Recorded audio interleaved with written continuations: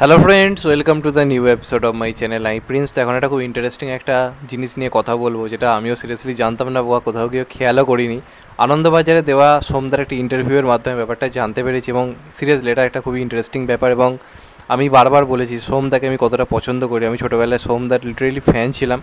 এখনও একটা ভালো লাগা কাজ করে, কিন্তু নিজের স্ক্রিপ্ট চয়েস বা বিভিন্ন জিনিসে এমনভাবে নিজেকে করে ফেলেছে মানে সোমদা কোথাও গিয়ে এটা হারিয়ে গেছে।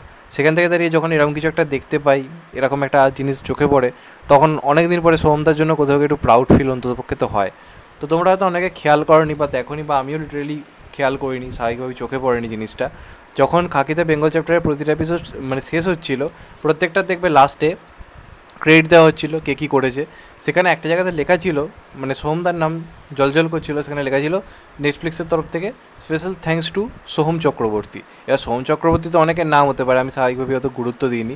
তো রিসেন্টলি সোহমদার একটা ইন্টারভিউ বেরিয়েছে আনন্দবাজারের তরফ থেকে। সেখান থেকে একটা জিনিস জানা যাচ্ছে, এই যে আজ খাকিতে বেঙ্গল চ্যাপ্টারে বাংলার যত অভিনেতারা রয়েছে, তো তাদের সঙ্গে নেটফ্লিক্সের যে যোগাযোগ তৈরি হওয়া, তারপর পুরো কাস্টিং নিয়ে যে আলোচনা, এই জিনিসগুলো এবং বিভিন্ন জায়গাতে যে সমস্ত জায়গায় তোমরা শুটিং ফুটিং যে দেখছো, এই সব কিছুর পিছনে সোমদার কিন্তু গুরুত্বপূর্ণ কিন্তু অবদান ছিল। এবং এটা আমি বলছি না, এটার জন্য পুরোপুরি নেটফ্লিক্সের তরফ থেকে থ্যাঙ্কস জানানো হচ্ছে এবং পুরোপুরি বলা হচ্ছে। তো কোথাও গিয়ে জিদ্দার সঙ্গেও কিন্তু একটা কানেকশান এখানে হালকাভাবে ছিল। জিদ্দার সঙ্গে কীভাবে যোগাযোগ করা যাবে, জিদ্দার টিমের সঙ্গে কীভাবে অ্যাসোসিয়েট হওয়া যাবে, কারণ তবেই তো যোগাযোগ মাধ্যমটা তৈরি হবে, একে অপরের সঙ্গে আলোচনা এই জিনিসগুলো ঘটবে। তো সেখানে কিন্তু সোহমদার একটা ইম্পর্টেন্ট ভূমিকা ছিল। কীভাবে?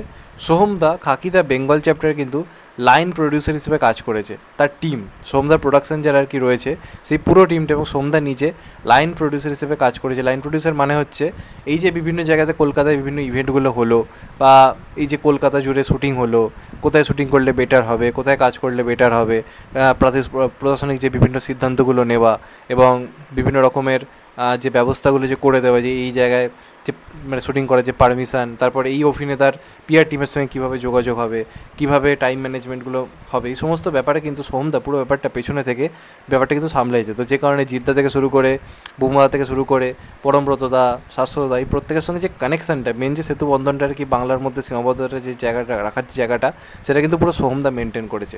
যে কারণে কিন্তু পুরোপুরি খাকিদে বেঙ্গল চ্যাপ্টারের টিম থেকে এবং নেটফ্লিক্সের তরফ থেকে কিন্তু সোহমদাকে স্পেশালি কিন্তু থ্যাঙ্কস জানানো হয়েছে। তো এটা একটা সত্যিই দারুণ ব্যাপার, এই নিয়ে অস্বীকার করার কোনো জায়গা নেই।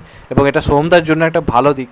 সোহমদার প্রোডাকশন থেকে সিনেমা আসছে, সেগুলোর কোয়ালিটি হয়তো সেরকম হচ্ছে না, কিন্তু সোহমদার প্রোডাকশনও কিন্তু কোথাও একটা বড় একটা জিনিসের সঙ্গে এটা অ্যাসোসিয়েট হয়েছিল, বড় একটা কিছু করে দেখিয়ে, যেটা সোহমদার জন্য কোথাও একটা বড় অ্যাচিভমেন্ট।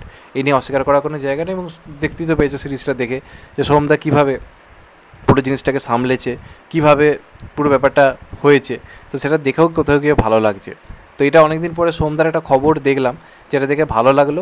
এবং আমার কেন জানি না, খাকিতে বেঙ্গল চ্যাপ্টারে মিমো চক্রবর্তীর অভিনয় না খুব ভালো লেগেছে, অস্বীকার করবো না, ভালো লেগেছে। কিন্তু আমার কেন জানি না বারবার দেখার সময় মনে হচ্ছিল, ফিগার টিগার দেখে সব কিছু দেখে, যে বাংলা থেকে যখন সবাইকে নিল, মিমো চক্রবর্তীর জায়গায় পার্টটা সোমকে দিলে কিন্তু খুব একটা খারাপ কিন্তু হতো না। এটা আমার মনে হয়েছে, আমি জানি না অনেক একমত হবে কি হবে না। আমার সিরিজটা দেখার সময় মনে হচ্ছিল যে মিমো চক্রবর্তীর জায়গায় সোহম হলে ওই ক্যারেক্টারটা সোম আই থিঙ্ক আরও ভালো প্লে করতে পারতো। এটা আমার কোথাও গিয়ে মনে হয়, কারণ সোম কিন্তু একজন দারুণ অভিনেতা, তার গলার ভয়েস ভালো, তার পারফরমেন্স সবসময় ভালো হয়। এবং পুলিশ হিসেবে আমরা সোমদাকে এর আগে দুজনে বলে একটা ওয়েব সিরিজে দেখেছিলাম, ভালো মানেই ছিল কিন্তু। তো সেক্ষেত্রে খাকিদা বেঙ্গল চ্যাপ্টার থেকে যখন এতজন রয়েছে, বা সে এটার সঙ্গে অ্যাসোসিয়েট এইভাবে ছিলই, তো তাকে দিয়ে তুমি পার্টটা করালে ভালো কিন্তু জমে যেত। আমরা জিদ্দা সোমদাকেও এক ফ্রেমে পেতাম। তো যাই হোক, কোথাও গিয়ে অন্যভাবে আমরা তাকে পেয়েছি কাজের মধ্যে। তো ভেবেও ভালো লাগলো ব্যাপারটা, এবং শুনেও ভালো লাগছে জিনিসটা। তোমাদের এটা নিয়ে কি মতামত অবশ্যই কমেন্টে জানাবে। আর চ্যানেল নতুন হলে চ্যানেলটা সাবস্ক্রাইব করে দেবে অ্যান্ড গেট দেবে লাইক অন। ভালো থেকো সবাই, টেক কেয়ার, নমস্কার, আবার দেখা হবে। এখন তো বাই, সবাই ভালো থেকো, সুস্থ থেকো, নমস্কার, টেক কেয়ার, আবার দেখা হবে, ভালো থেকো।